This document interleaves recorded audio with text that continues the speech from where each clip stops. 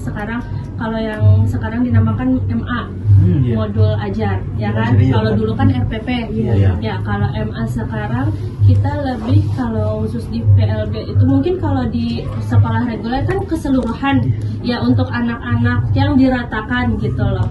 Tapi untuk sebenarnya kalau untuk inklusi ataupun SLB sendiri kita membuat materi dalam satu MA itu untuk beberapa jenis peserta didik, kemampuan peserta didik gitu.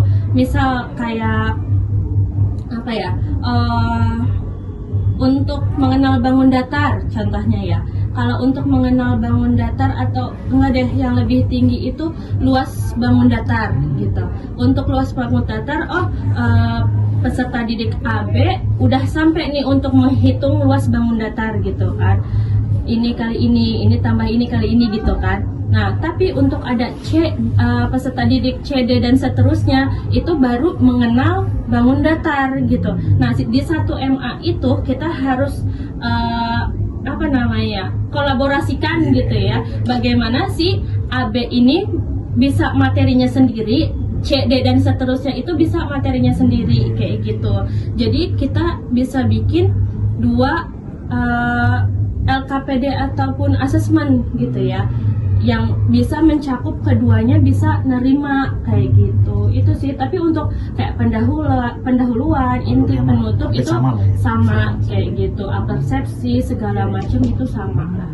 Cuman bedanya yang tadi melihat kalau di itu namanya lupa, Masya Allah.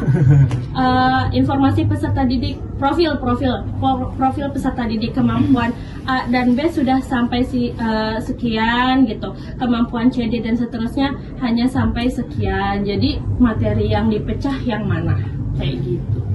Itu sih sama lah ya. Kalau itu sih sama ya, mungkin karena kan emang dari dinasnya sama gitu. Tapi untuk SLB dan mungkin untuk inklusi, kalau untuk khusus sekolah inklusi mungkin seharusnya dibedakan sendiri gitu ya. Ya tapi nggak tahu ya kalau di sini kan emang anaknya emang khusus gitu kayak gitu. Tapi kira-kira untuk panduan belajar itu sendiri ada nggak sih Bu sumber khususnya gitu? Kan ini anak berkebutuhan khusus gitu. Ada nggak sih sumber khususnya gitu? Kalau sumbernya apakah ada buku yang mengacu gitu kan atau kalau buku kita lebih ngambil dari berbagai sumber ya.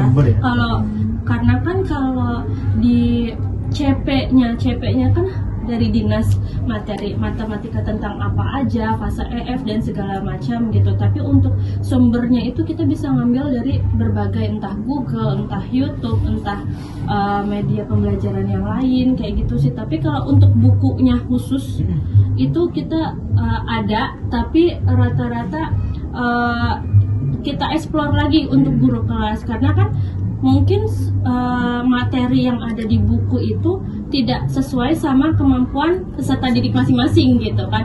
Ada yang mungkin lebih tinggi atau ada yang mungkin lebih rendah gitu. Kalaupun sama ya pasti bisa dipakai gitu. Ada bukunya gitu.